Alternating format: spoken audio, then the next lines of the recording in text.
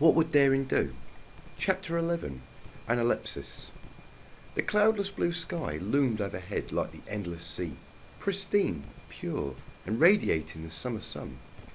The air was fresh and crisp, and the sweet melody of the birds wafted upon the morning breeze. It was the kind of morning that any pony in their right mind would want to wake up to. That is, unless you were Applejack. "What in the hay's going on?" the young farmer shouted to the young pup beside, as though it could answer. "Where's the rain I was promised? It's supposed to be cloudy with showers all day. Not this! The crops are going to get all wilted if we don't get some water." To no surprise, the brown and white border collie only responded by dropping a stick at the farmer's hooves, followed by a couple of happy, expectant yips. As tempting as it was to indulge in the small puppy's whims, and as difficult as it was to turn down those endearing eyes, Applejack knew that she had more important tasks to attend to. "Sorry, Winona, I ain't got time to play with this mess to sort out," Applejack said with a reluctant sigh. She felt her heart cringe as her furry companion let out a pathetic whimper. But work was an important part of life, and hopefully, as her dog grew, she would come to understand that as well. Not wanting to leave her pet in the saddened state, she came up with a workable alternative. "Why don't you keep Apple Bloom company? I bet she'd like that." In a heartbeat, Winona's eyes immediately lit up, and before she could even say fetch, the puppy had scampered off to find the youngest apple of the family. "She's going to make a great work dog one day," Applejack thought as she continued on her way. Though a minor issue in the grand scheme of running an apple orchard, her family was dependent on the weather ponies to provide a timely and predictable weather schedule for them. Her family needed at least one more good rain, or they risked losing some of their stock to the summer heat. "This is weird. It ain't like hailstone to be careless," Applejack muttered to herself. "This is the third time this week we ain't got the right weather." In fact, this was the first time that the farmer had ever had issues with their assigned weather pony. Hailstone had done a terrific job over the past few years, ensuring that the farm got adequate sunshine and rain. Such tardiness was uncharacteristic of him, and the more Applejack thought about it, the more worried she became. Hopefully nothing terrible had befallen the reliable weather pony. Knowing her big brother, who possessed the uncanny ability to always be up before her, he would have already looked into the matter, and thankfully it did not take her long to locate the big red stallion out by the front gateway. Big Macintosh had taken advantage of the good weather to catch up on some much needed repair work on the fencing. "Hey, Big Mac, have you seen Hailstone around?" she asked as she trotted over. Preoccupied with the hammer in his mouth, the stallion simply shook his head. No. "Well, did you get a chance to go into town and talk to the weather supervisor?" This time her brother had an affirmative answer. "That's good. So, what's the story? Where's our rain?" When presented with the question that couldn't be answered with a non-verbal gesture, the stallion just stared in silence at his sister for a few awkward moments, until Applejack finally grew impatient. "Just put the hammer down already!" Rather than try to continue on with his work like he had wanted to, Big Macintosh complied and set the hammer down with the rest of his tools. He knew better than to try and stand between his sister and something she wanted, which in this case were answers. "Hailstone's gone." "Gone?" Applejack repeated in disbelief. "What do you mean gone?" For a brief instant, a dreadful thought skirted the farmer's mind. "You don't mean he's—" "Stress leave." "Oh, thank goodness," she breathed a sigh of relief. Normally she didn't jump to such extreme conclusions, but it was hard to think of a plausible reason for an otherwise punctual and hard-working weather pony to up and vanish like this. Even when Hailstone took vacation, he made sure to let the Apple family know beforehand. "So, wait, who's supposed to be taking care of our weather then?" Then farmer demanded with growing impertinence. "Dunno, some new pony they hired," Big Mac said with an indifferent shrug of his shoulders. While Applejack may have been worked up over the weather, the elder sibling was far less concerned, both visibly and internally. He figured there was no point getting in a huff over something he had no control over as an earth pony. Weather control was the realm of the Pegasus, and he had no business telling them how to do their job. Well, he'd best get his hindquarters into gear, or I'm gonna, go complain or something. Oh, forget it. I'm heading out to the orchards. You should take the day off. You work yourself too hard as it is. Big Macintosh's words fell on deaf ears. However, as Applejack was already trotting off with her new objective in mind, seeing as there was little he could do to ever dissuade his sister from her chosen course, the quiet stallion picked up his hammer and resumed his repair work. While Applejack would have preferred tracking this new weather pony down, unless she found a way to magically sprout wings, that plan was never going to get off the ground. The absent weather pony could be anywhere, and with no other alternatives, the dutiful farmer decided to make the most of the situation. There were always apples that could be picked, even if the time wasn't optimal. After a quick stop by the barn to pick up some baskets, she headed into the orchards to get to work. By the time mid-afternoon rolled around, Applejack had barely gathered even a quarter of what she could normally harvest in a given day. It was still too early for most of the apples, so the farmer had to carefully inspect each tree's bounty to assess their quality. Most of the trees didn't need to be harvested, and in Applejack could have simply taken the day off, as was the original plan, due to the rain, but she hated wasting perfectly good daylight hours doing nothing productive. The idea of heading into town to meet with her friends had crossed her mind, but when she thought about it, it dawned upon her that she didn't know many ponies in town. There was Pinkie Pie, but she was friends with every pony, and it was hard enough to get Pinkie to stick to her duties at Sugar Cube Corner without distraction from her friends. Now Applejack had been meaning to introduce her new pet to Fluttershy. Surely the soft-spoken Pegasus would be thrilled to meet with the new puppy. And then Applejack would be all on her own, while Fluttershy frolicked with Winona. It was a sobering thought for the orchard farmer when she realised that she still didn't have too many close friends in town. Perhaps Big Mac spoke with a grain of truth when he kept mentioning to her that she spent too much time working on the farm. Bah! What does Big Macintosh know? He spent almost every waking moment working, and he had to go to tell Applejack that she overworked. Work too hard, my Aunt Brown Betty, Applejack rumbled as she took position beneath a tree. Ain't my fault if no pony ever wants to visit me all the way out here. Always have to go to them. After double checking her position relative to the cluster of ripe red apples overhead, the work pony delivered a calculated kick to the side of the tree. The precision strike knocked loose the cluster of ripe apples, which plummeted neatly into her basket. I'm perfectly fine here with my work and me apples. All I gotta do is watch out! Watch out? Given that those words, shouted by an unfamiliar voice, were commonplace in a profession that involved falling through, Applejack's first instinct was to look above her.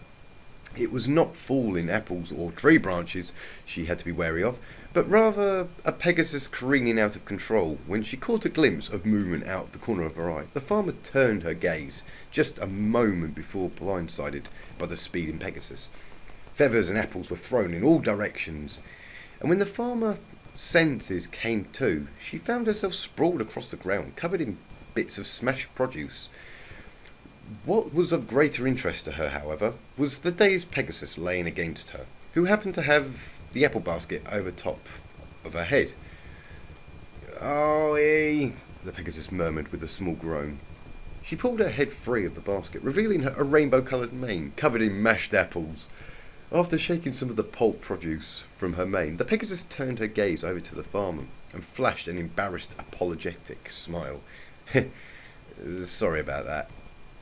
Kinda lost control." "No kidding," Applejack replied with barely contained sarcasm. The farmer got back to her feet and began brushing the pulped apples off. "What in the hay were you doing anyways?" "Just trying out a new routine," she explained. "But I think I zigged when I should have zagged. What do you think?" "I think you should be more careful next time." "Well, I did shout, watch out." Applejack let out a tired sigh when she saw the full extent of the mess the impact had caused. At least half of the apples she had gathered had been turned into sauce, while the rest were now scattered across the field. "So Is this your farm? The Pegasus chimed, as she flew up to a sturdy branch in the tree. She gave it a few shakes to test its stability before rolling onto her back and making herself comfortable. Wow, this is actually way more comfortable than I thought it'd be. Hey, get out of there! Applejack shouted. These trees ain't for napping. Okay. Sheesh. The Pegasus was reluctant at first to vacate her new perch, but after a few kicks from the farmer, she was persuaded to abandon the tree. What's got your mane in such a twist? Because I'm trying to work. But you just went and undid almost an entire morning worth of effort, the farmer explained as she directed the other's attention to the scattered apples. And since you helped make this mess, you can help me clean it up. Me? Work? Pfft. The Pegasus shuddered in disgust at the thought. Her opposition to the notion was clear, but unconvincing to the farmer. No can do. That's way too boring for my style. Just who in the hay do you think I am? That's a darn fine question, the Earth Pony snapped back. Who are you, anyways? Name's Rainbow Dash, she introduced herself in a boastful tone. Maybe you've heard of me, fastest flyer in all of Cloudsdale? Rainbow Dash could have been the fastest flyer in all of Equestria, for what little it mattered to Applejack. It didn't change the fact that there was a huge mess in her orchard as a result of the speedster Pegasus. Reputation didn't excuse one from righting their wrongs, like any decent pony would. And as Applejack frowned and shot the Pegasus her best disparaging glare, these truths became apparent to Dash. With a reluctant sigh, the Pegasus landed amongst the apples. Her head hung low in defeat. Fine, I'll help you clean up, she muttered. That's mighty kind of you. The sarcasm was not lost on the Pegasus, but she refrained from making any snappy comebacks. My name's Applejack, by the way. Despite her initial misgivings, the farmer tried to not let animosities linger and flashed Dash a friendly smile. Now, grab a basket and help me gather up the good apples. That sounds even more boring when you say it like that, Rainbow Dash protested to the farmer's surprise. When Dash grabbed the basket, she flew up and nestled it in the tree's branches instead. What are you doing? Making things far more interesting, Dash explained with a playful grin. She landed next to the farmer, grabbed an apple by the stem and tossed it up into the basket. Now, we see who can get more apples into the basket, and whoever loses has to carry the basket. In an instant, Applejack's opinion of the Pegasus made an about face, and she found herself unable to wipe the grin from her face. The gauntlet had been thrown down, and pride demanded that she answer the call. You're on. Already down one apple before the competition began, Applejack knew she'd have to aim carefully just to keep pace with her opponent. The two ponies began a mad scramble across the field, grabbing and tossing every healthy apple they could find. Rainbow Dash had the advantage of speed, but Applejack was no stranger to tossing apples about, and her aim was more precise. In less than a minute, both ponies were still neck and neck, with a dozen apples scored apiece. That changed, however, when Dash managed to find a small cluster of apples and was able to score 3 points in rapid succession. Now behind a significant margin, Applejack's honour as an apple farmer was at stake. She had to take her chances with a risky play. Rather than grabbing the apple with her teeth, the farmer knocked the apple airborne with a stomp of her hoof, and with a whip-like snap of her tail, she batted the fruit up into the basket. So we're doing trick shots now, huh? Dash remarked after witnessing the farmer repeated her technique with a couple more apples. Not one to be shown up, Dash decided to go for style over substance as well. She scooped up an apple with her wings and tossed it above her head. Watch this, she said before using her other wings to volley the apples up into the basket. That's how you do it, with style. That's nothing, check this out. With a declaration, the quest to score the most apples became secondary to making the most impressive shot. Soon the two ponies were taking turns making their shots, bouncing the apples off their tails, hoofs, foreheads and even each other. However, they eventually ran out of apples to throw around and were left with only a full basket of produce. So, who won? Applejack asked. Probably should have kept score for those last bunch. Like you need to ask. My shots were obviously way more awesome than yours, Dash answered with a triumphant grin. Like hay they were. You throw apples like my granny. I guess that means even your granny throws better than you. As Rainbow Dash laughed at her supposed indisputable victory, Applejack decided that The only way to settle this matter was through a rematch. With one solid kick to the tree, the basket full of apples was sent tumbling back to earth. Rematch. Bring it on, Earth Pony. After they collected the apples into a pile between them and the basket set back into the tree, the pair focused their efforts once again on scoring as many apples as possible.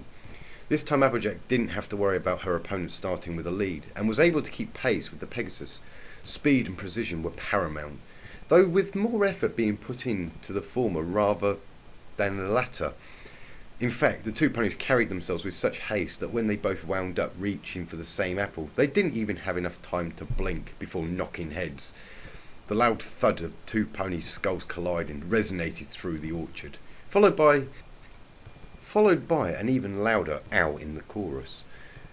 "I think we should call it a draw, before we really hurt ourselves," Rainbow groaned. "Agreed." The 2 days ponies spent the next moment or two just laying on their backs and staring up at the sky. Out of the blue, Applejack just started laughing out loud. Here were two grown ponies who had managed to almost knock each other unconscious over a bunch of apples. She should have been hard at work, but instead wasting a perfectly good afternoon, and she had no regrets about it whatsoever. The laughter proved infectious, and soon both ponies were rolling about the grass in a jovial fit. The gleeful chorus came to an abrupt halt when Applejack heard some hoofsteps approaching. Thankfully, it was only Big Macintosh, and not some pony who might have gotten the wrong idea from seeing one of the Apple family work ponies lounging the afternoon away. The elder brother was surprised but relieved to see that his sister had taken his advice into consideration after all. He said nothing at first, but the single raised eyebrow conveyed his curiosity and confusion. "Oh, howdy there," the sister greeted as she rolled back onto her hooves. "This here is Rainbow Dash from Cloudsdale. Dash, this here is my brother, Big Macintosh." "Good to see you've managed to track down our missing weather pony," Big Mac replied with a curt nod to the Pegasus. "Weather pony?" Applejack repeated with evident confusion. "Wait, you mean she's..." "Hellstone's replacement," Big Mac confirmed. Applejack's sense of jovial camaraderie vanished faster than an apple pie at a family reunion. Instead of looking back on the afternoons as having spent time with a friendly, fun-loving Pegasus, it became an afternoon of procrastination with a lazy, undisciplined sloth. It wasn't frustrating just because the weather pony had been playing instead of doing her job, but because Applejack had enabled her to do so, it added insult to the injury. "You're the one that was supposed to bring rain today," Applejack said as she shot an accusatory glare at the weather pony. "Well, maybe, sort of, I guess." Dash gave a very unconvincing, half-hearted response. "I mean, they told me to go to Ponyville, and I think they mentioned something about rain and stuff.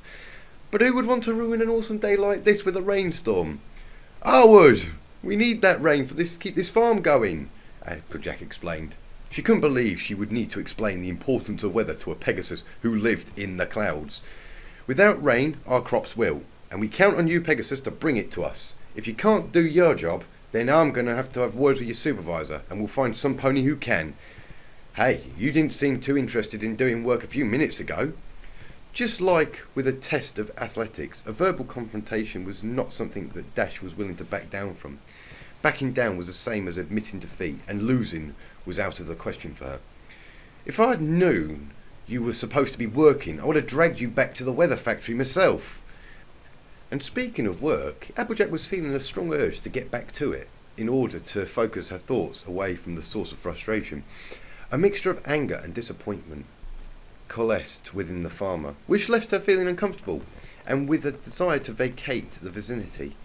Walking over to the tree, Applejack knocked the basket down and quickly gathered up all the spilt apples.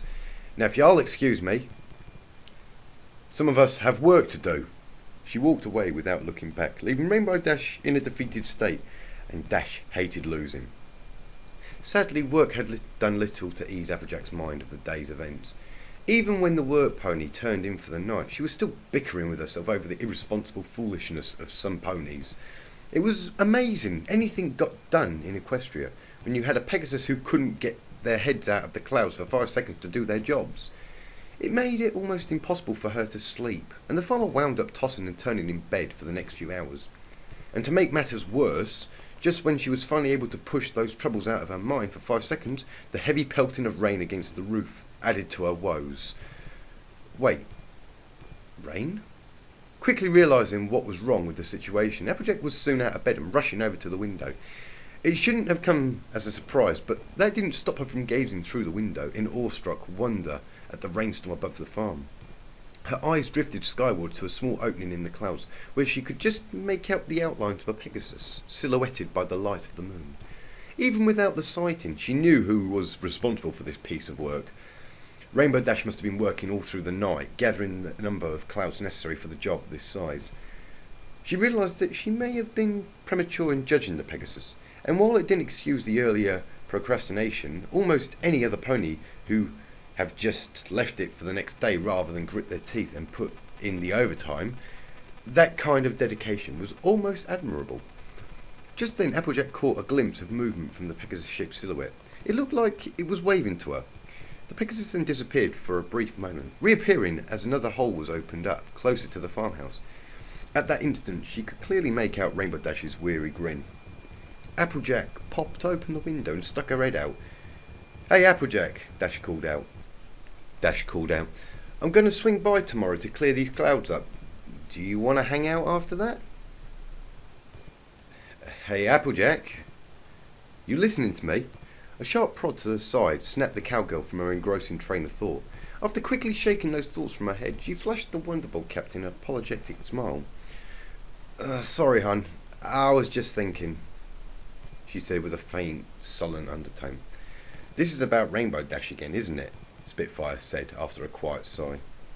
It was unnecessary, but the nod from the farmer confirmed what she suspected. The issue had plagued Applejack's mind during the entire train ride to Manehattan, as well as most of the first day of the Aerobatics show. A pang of guilt echoed through the Earth pony, as she could see on Spitfire's worried face how this was affecting their time together. The plan was to spend this time together, and she was draining the mood with her sullen temperament. Spitfire stepped closer in hopes of cheering the pony up, putting a hoof round her shoulder and giving her a gentle, affectionate nuzzle. "I know you're worried about your friend, but you have to let it go," Spitfire reassured her. "I'm sure Dash made the choice she thought was best for the both of you." Applejack had to concede that her date had a point. The last thing Dash would have wanted was for her decision to ruin the whole event for Applejack.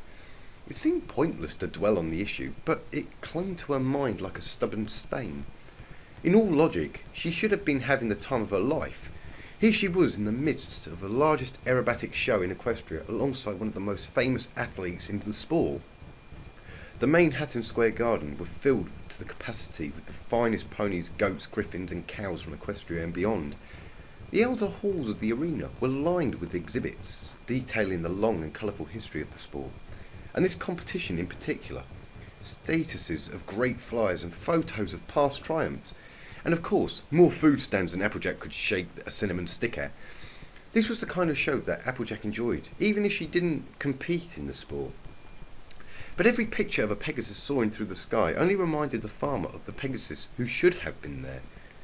She had looked forward to listening to Rainbow Dash gush like a giddy school filly, while recounting every fact, triumph and glory of the greatest Pegasus in history, followed by an explanation of how she was 10 times the flyer they were. It felt empty with Rainbow Dash, and she couldn't help feel responsible for the state her friend was in. I just get this feeling that it's all because of you and me. I'm just worried that she might be jealous." "Who wouldn't be jealous?" Spitfire said with a bright grin as she threw her hooves around the farmer. "After all, you are the best cowgirl a gal could ever ask for." The gamble paid off as the pair were soon smiling and sharing a quiet laugh. "But seriously, even if Dash is a bit jealous, that's her problem to deal with, not yours. And you shouldn't burden yourself with the blame. I don't want to sound like I'm coming between two friends, but if Dash can't accept you being happy with me, then maybe she isn't as good a friend as you thought." That was an uncomfortable truth that Applejack didn't even want to consider. She never imagined that finding a special sun pony might result in the loss of her closest friend. She prayed to Celestia that this wasn't the case, because given the choice between Dash and Spitfire, she wasn't sure who would win. Desperate for a distraction, Applejack's eyes began to scan her surroundings for something of interest. There were a lot of ponies around, many of whom were well dressed, which left the farmer feeling that wearing her apple patterned scarf again was a bit inadequate. Fancy dressing would never be her thing, and she was still hesitant to wear the dress that Rarity had made specially for her. Perhaps she would save it for the final day of the competitions.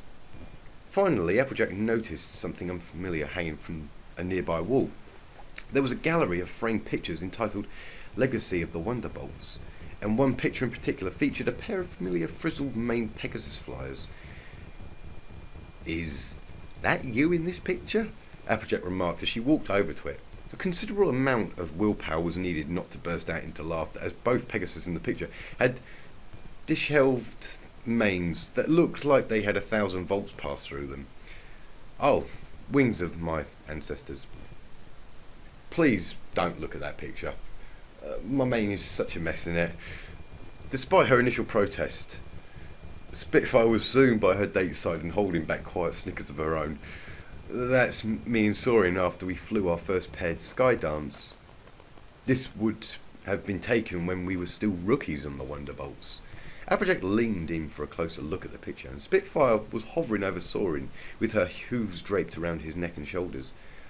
The mix of exhaustion and overwhelming joy was visible on their faces, the kind of smile you got when you saw years of hard work finally pay off.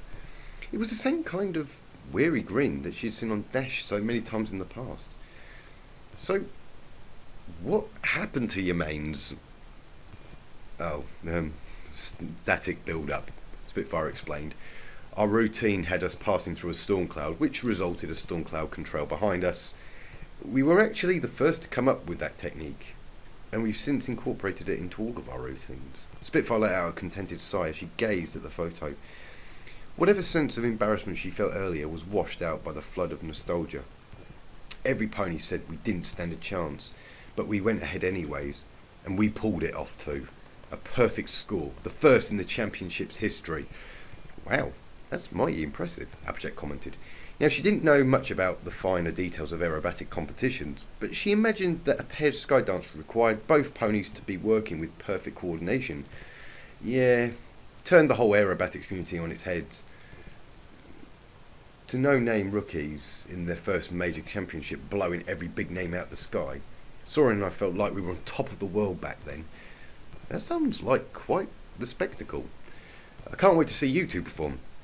Unfortunately, the paired sky dance weren't until the second day of the competition, and the upcoming competition was for solo performances, and the team's events were on the third day. "You won't, I'm afraid," Spitfire admitted reluctantly. It wasn't a subject that she wanted to delve into, but it was her own fault for bringing it up in the first place. "Soarin and I haven't done that routine since we, sort of broke up." "You and Soarin used to go out?" The news didn't come as much of a surprise to Applejack. From what she understood, the pair had been best friends for most of their lives, worked and trained together, and were both attractive young Pegasi in prime physical condition. If anything, Applejack would have been surprised if nothing had transpired between them. Spitfire seemed to be more hesitant to discuss the subject than Applejack was to hear it, but the door had already been opened. "We joined the Wonderbolts as a couple." An uneasy Spitfire explained. "We'd spent months making our own routine, but we didn't expect we'd get a chance to perform it for years. But then we were at our first major championship, and the captain suddenly came up to us and says, 'Go out there and fly together like you love each other, and then make the rest of the world believe it.' And that's what we did." Every passing minute seemed to bring out another facet of the Pegasus flyer that impressed Applejack. The story she heard sounded like something straight out of a romance novel. Sadly, unlike a romance novel, this story had an unhappy ending that she knew was coming up next. "So, what happened to you two? I mean, if you don't mind me asking." Judging by the way Spitfire's eye fell to the spot on the ground where she was scuffing her hoofs like a nervous tick, The Pegasus was rather uncomfortable with the subject. "I was made captain," she answered. Her voice was barely above a whisper, almost sounding as though she were ashamed of this. Being together was easy when we were just two junior members. Nobody cared what we did. But once I was captain, everyone started whispering about us. About him. Adding the strain of adjusting to being in charge, and well, the stress just got to us both. Seeing that it was Spitfire's turn to need some moral support, Applejack gave her a reassuring pat on the shoulder as she shifted a step closer to her. "It's okay, Spitfire. Things change. Ponies change. The important thing is that the two of you are still friends." Spitfire was soon smiling again, returning the reassurance with a hug and a quick kiss on the cheek. "It's in the past, and I've moved on," Spitfire said as her gaze met with Applejack's. "Too much greener pastures." The orchard farmer felt a sudden flash of heat rising to her face as Spitfire slowly leaned in. However, both ponies were soon sporting embarrassed flusters as hooves fell onto both of their shoulders. "There you two are!" It was soaring, with his apparent knack for ruining the mood. At least this time pineapples weren't involved. Whether it was intentional or not, the stallion appeared oblivious to the discomfort his unannounced arrival caused.